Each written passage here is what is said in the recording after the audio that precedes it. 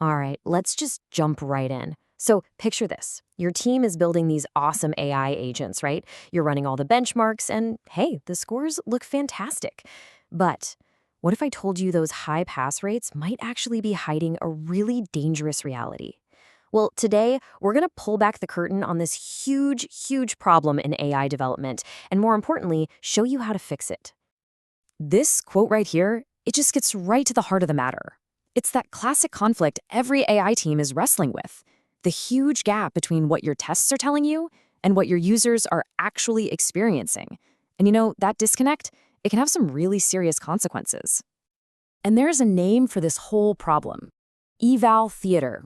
It's this performance we put on. We act like we're doing rigorous testing, we celebrate these vanity metrics, all while the real critical failures are happening completely under the radar. It's a dangerous illusion of safety and competence. So, just how deep does this illusion go?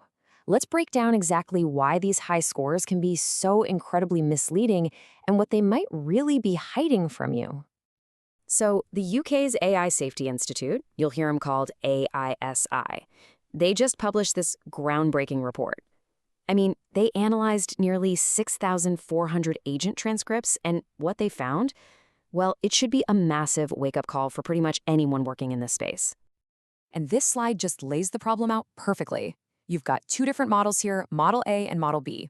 And check it out. They both score an identical 55% pass rate. So on paper, you'd think, great, they're the same. But are they? No way. In the real world, Model B is a total disaster. We're talking systematically refusing to do its job 30% of the time and getting stuck in these crazy 800-message loops.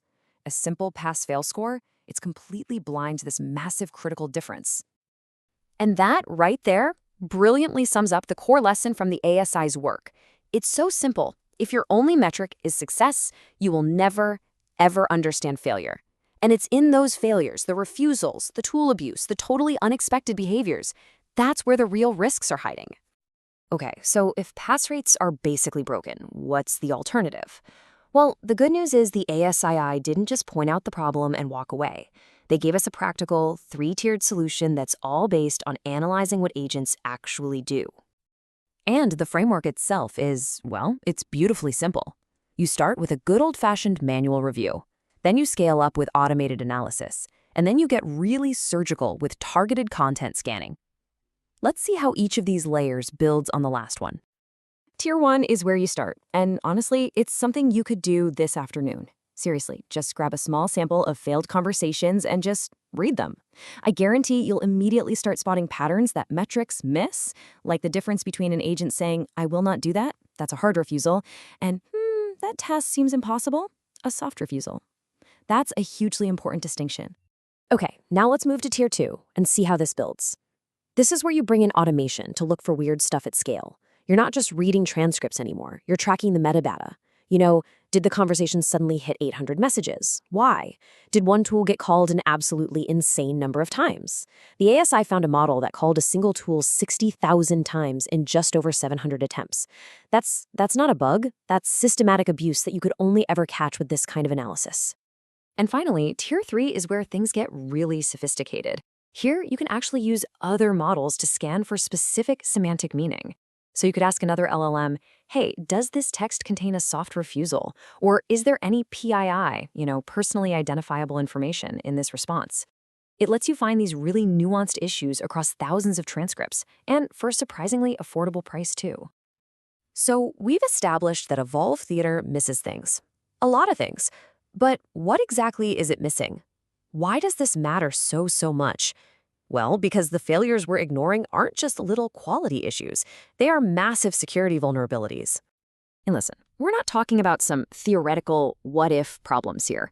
Security frameworks like the OSB Top 10 for LLMs and MITRE Atlas, these aren't just academic exercises. No, they are catalogs of real attacks and vulnerabilities that have actually happened in the real world to real companies. So this breaks down the biggest threats out there. And look at the #1 risk for agents: excessive agency. That's a fancy way of saying your agent simply has too much power. It can access tools and data it absolutely does not need for its task. And when you combine that with, say, a prompt injection attack, your helpful little assistant can become a data exfiltration pipeline. fast. Let's put some hard numbers to these risks. Ready? 97.2%. That's the success rate a study found for extracting the system prompts from over 200 custom GPTs. Yeah, your secret sauce? It's not so secret. Next up, 9.3.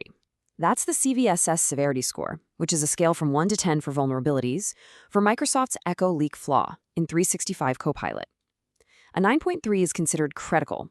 It let attackers inject prompts with zero user interaction, potentially exposing emails, files, private messages, you name it.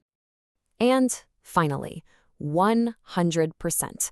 The success rate another research team achieved in a file leakage attack.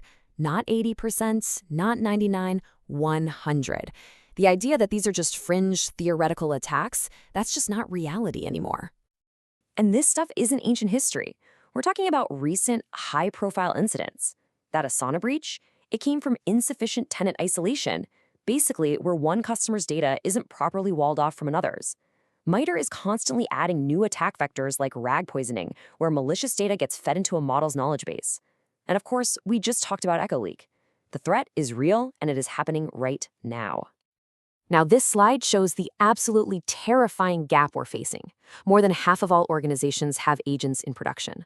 But, and this is a big but, an IBM report found that a staggering 97% of organizations that got breached lacked the proper AI access controls, and 13% have already reported an AI breach. We are deploying this technology way, way faster than we are securing it. Okay, we've seen the problem, we've seen the solution, and we've definitely seen the stakes. So the really crucial question is, how do you get started? How do you move your team out of the theater and into the real world of effective evaluation? It's the most important question of all, right? It can feel a bit overwhelming, but the path forward is actually very, very clear, and it all starts with a single, manageable step. So let's tackle the elephant in the room, the thing I know you're all thinking about: cost. But just look at this breakdown for a second. Tier 1, that's just a few hours of an engineer's time. That's it. Tier 2, the programmatic stuff, that's less than what you'd pay for a single cloud server for a month. And even Tier 3, the really comprehensive scanning, we're talking less than the salary of one senior dev. It's really not what you'd think. And this is the bottom line. The cost of a security incident, a compliance violation, or a major production outage that forces you to just pull your agent offline, that completely dwarfs the investment in proper evaluation. The real cost is in flying blind. So look, if you take away just one thing from this explainer, let it be this: stop focusing only on success. Your pass rates have become a vanity metric. It is time to get obsessed with your failures. Because analyzing how and why your agent fails, that is the only real path to building one that is truly safe, secure, and reliable.